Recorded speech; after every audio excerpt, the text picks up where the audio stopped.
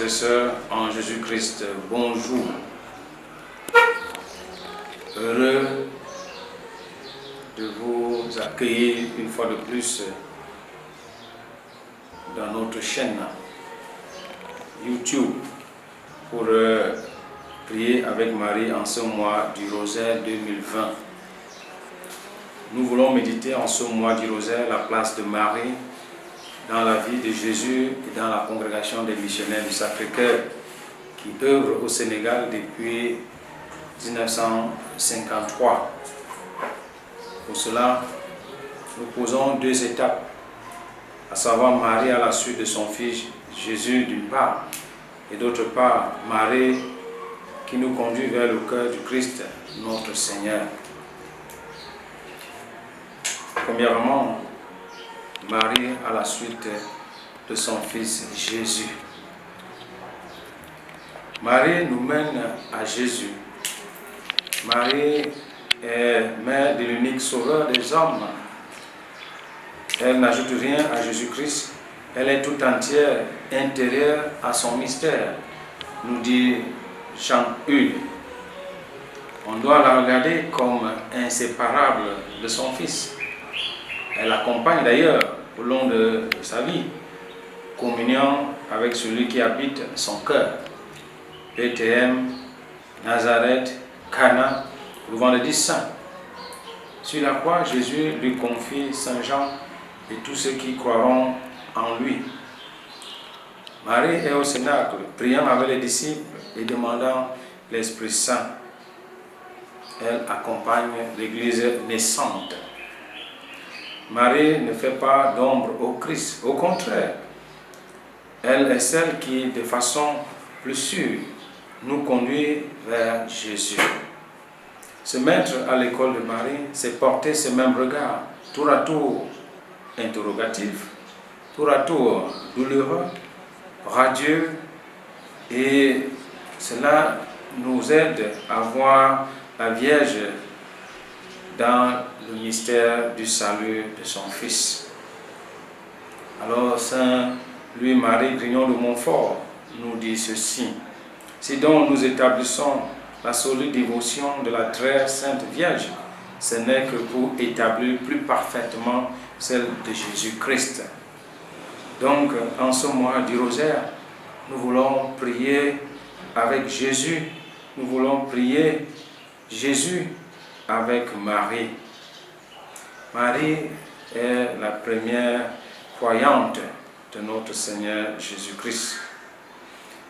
Oui, Marie est la première qui a cru avant les apôtres et plus qu'eux-mêmes. Témoin unique, elle n'a pas faibli à la croix. Marie a découvert peu à peu sa vocation de mère du Rédempteur, puis de mère de toute l'humanité. D'ailleurs, elle marche devant l'Église. Toujours Saint Louis-Marie Grignon de Montfort nous dit: la Sainte Vierge est le chemin que Dieu a pris pour venir à nous. Elle est donc le chemin que nous devons prendre pour aller à lui. La prière de Marie est un modèle pour nous. Sa grande attitude spirituelle est la foi, produisant en elle l'attente et le désir. À l'Assomption, elle est d'une disponibilité totale. Voici la servante du Seigneur. Pourtant, elle ne comprend pas tout. Nous pouvons nous inspirer de sa façon de prier. Ainsi, dans le cantique de Marie, que nous appelons communément Magnificat, elle renvoie tout à Dieu en action de grâce pour le merveille qu'il accomplit. Elle nous dit que la prière est d'abord louange. Exulte mon esprit, nous disons, lorsque nous prions le cantique de Marie. La plus belle prière de demande est celle de Cana. Marie dit seulement: ils n'ont plus de vin, sans insister, sans savoir ce que Jésus va faire.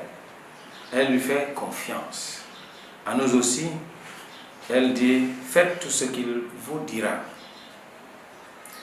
La prière de Marie au Cénacle est une prière missionnaire. en ce mois missionnaire octobre 2020. Au milieu des apôtres et des disciples, nous voyons la naissance de l'Église. Et Marie est là avec eux. À la racine de sa prière et à la contemplation silencieuse de la Vierge Marie, Luc nous dit, elle conservait ces choses dans son cœur. Luc chapitre 2, verset 51, tout en cherchant le sens. Luc chapitre 2, verset 19. Marie nous apprend à prier, à faire oraison comme elle, soumise au Père et disponible au Saint-Esprit. Marie est présente en nos vies. Frères et sœurs, Marie participe encore maintenant à la mission de l'Église. Elle prie pour nous sans interruption. Partout où est l'Église, elle est là. Elle s'intéresse à tout ce qui se passe dans nos paroisses, notre pays. Elle lutte contre le péché. Elle souffre avec nous. Elle est là dans nos familles. Elle est là même dans les choses simples, même dans les conversations banales. Il faut lui parler comme si on la voyait. Pourquoi ne pas l'inviter dans chacune de nos démarches? Par exemple, au lieu de dire « je vais faire ceci », prendre l'habitude de parler à Marie, nous allons rencontrer cette personne, nous allons préparer à manger, dire nous et encore nous. Pensez que Marie avec Jésus sont toujours près de nous. Ils nous sourient. Être simple comme des enfants à la suite de Jésus avec Marie. Marie aime nous entendre dire non. Faisons-la entrer dans notre vie de tous les jours. Saint Jean l'a pris chez elle. Nous pouvons nous aussi la faire entrer chez nous, c'est-à-dire lui faire une place dans nos journées. Ne rien entreprendre sans lui en parler. Demander que la Vierge Marie investisse notre vie pour nous conduire vers son Fils. Une précision tout de même. L'Église vénère Marie. L'Église n'adore pas Marie. Marie tient une grande place dans la liturgie, surtout pendant l'Avent, à Noël et à l'Épiphanie. Nous la fêtons le 8 décembre, le 25 mars pour l'Annonciation, le 15 août, la fête de l'Assomption, le 8 septembre et particulièrement ce mois d'octobre, le mois du rosaire et le mois missionnaire. Dans tous les pays, il y a des églises dédiées à Marie, des pèlerinages, des cantiques et surtout la récitation du chapelet. Vivre avec Marie grâce au rosaire. Cela nous invite donc à visiter les écrits du Saint Pape Jean-Paul II, qui écrivait une lettre en disant « Le rosaire de la Vierge Marie, c'est ma prière préférée ».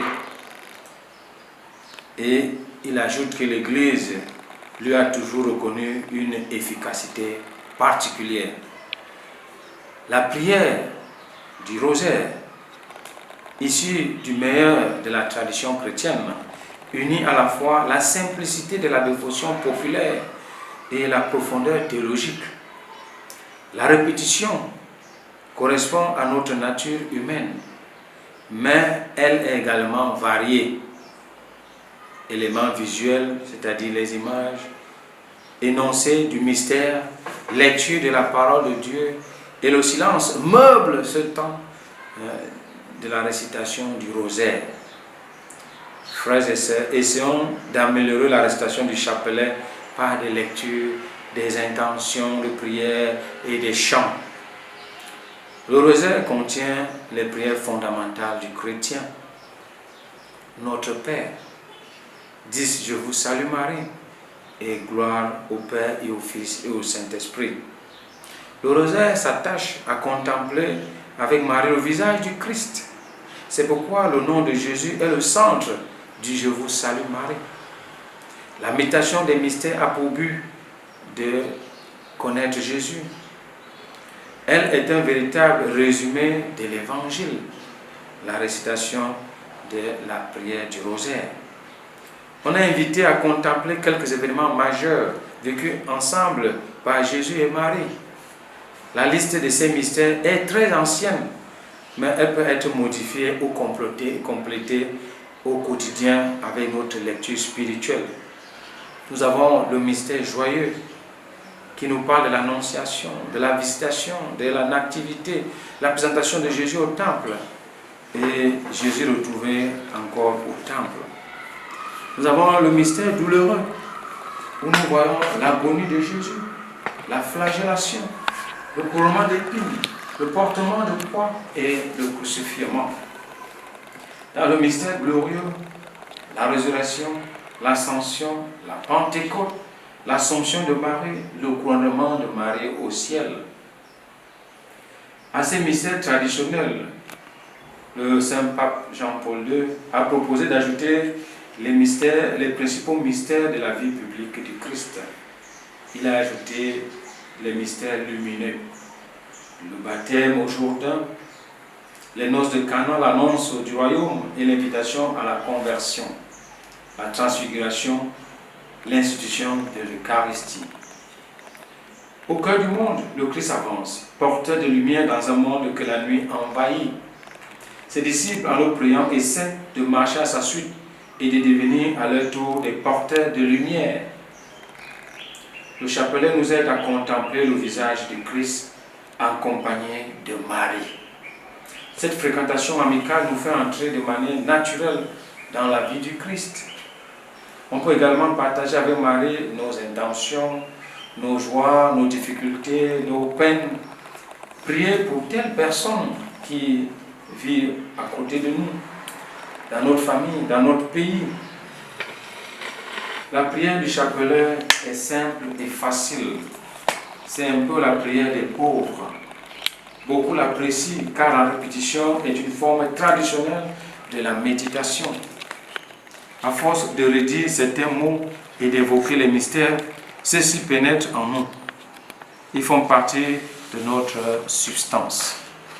De plus, la grâce nous transforme de l'intérieur et nous rend conformes au Christ avec l'aide de la Sainte Vierge Marie. Le chapelet apporte douceur, tendresse, contemplation. Il faut se laisser bercer au rythme de Dieu.